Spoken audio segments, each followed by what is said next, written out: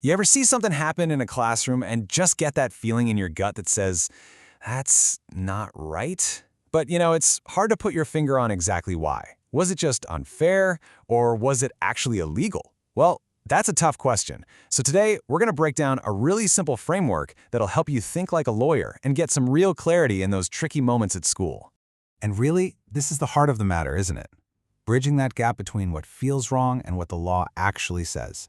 And look, getting this right is more than just some academic exercise. It's an absolutely critical skill for anyone who works with students. So to make this all super practical, we're going to follow this one scenario all the way through.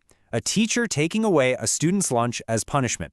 Now, right away, that feels wrong, for sure. But we're going to move past just our intuition and actually analyze this with the kind of precision a legal expert would use.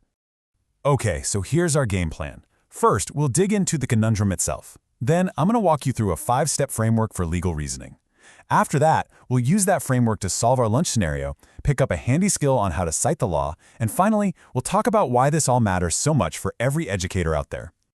So, let's dive into our classroom conundrum. The really important question we need to answer isn't whether the teacher's action was effective or even ethical. It's simply this: was it lawful? That's a huge distinction. So, how do we get to an answer? Well, it's not by trying to memorize a bunch of laws. Instead, we're going to use a clear, repeatable process. Think of this 5-step framework as your personal toolkit, designed to give you clarity and, honestly, confidence in those really high-stakes moments. And it's a pretty simple, logical flow. We start by just spotting the issue. Then, we shape it into the right kind of questions. From there, we figure out what kind of legal source we need, we go find it, and then, the final step, we apply what the law says to the facts of the situation. Each step just leads you right to the next, taking you from feeling confused to having a clear, reasoned answer. All right, this is where it gets real. Let's take that framework and apply it step by step to our scenario about the teacher withholding a student's lunch. All right, let's get started with step 1, identifying the legal issue. So what even makes a regular problem a legal problem? Well, it's when the situation touches on these big ideas. Things like rights, duties, power, fairness, or the potential for someone to get hurt. Okay, let's run our scenario through that filter. Does it involve a student's rights? Yep. A teacher's authority? For sure. Could it impact the student's well-being? Absolutely. Since we're ticking all those boxes, we know this isn't just a classroom management problem, it is a legal issue. Okay, that was the first hurdle. Nice and easy. Now we're on to step 2. Now, this next step takes a really important mental shift. We have to kind of push past our emotional reaction, asking, is this mean? And start asking really precise legal questions that are only about what the law actually allows or forbids. So, for instance, look at the kinds of questions we can ask. Is withholding lunch a lawful disciplinary measure? Or does refusing food count as corporal punishment? See how these aren't about feelings? They're specific, targeted questions that you can actually find an answer to in a legal text. This is how we zero in on the real problem. Perfect. Now that we have those questions, we have a target, and that leads us right into step 3. So we can't just go and Google the law, right? We got to be a little more strategic.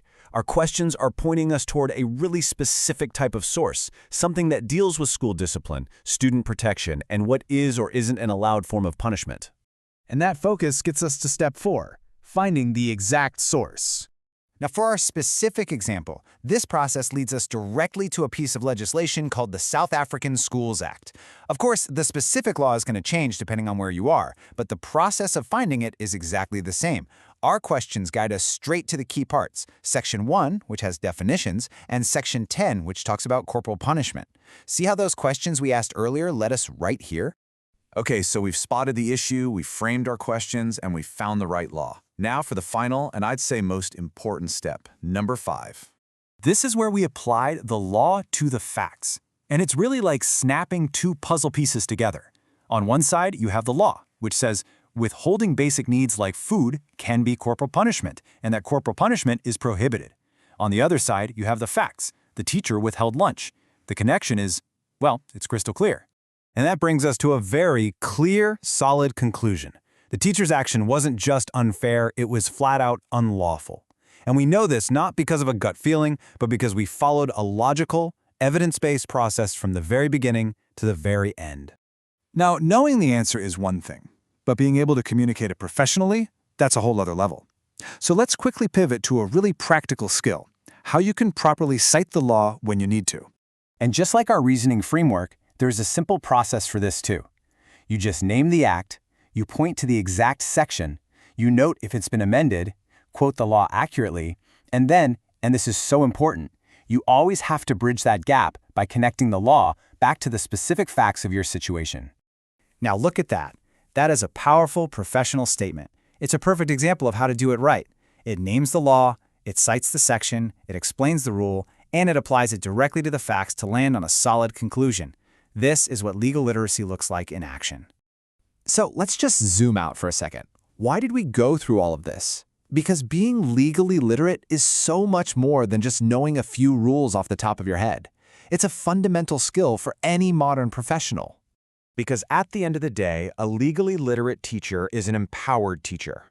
You can spot a potential problem before it blows up, ask the right questions to really understand it, find the actual rules that apply, and explain your reasoning with confidence. It's basically a professional superpower. And that leaves us with one final thought to take with you. Now that you have this framework, what other common practices that you've seen, things that maybe just get written off as unfair, might actually be unlawful? That's a question definitely worth thinking about.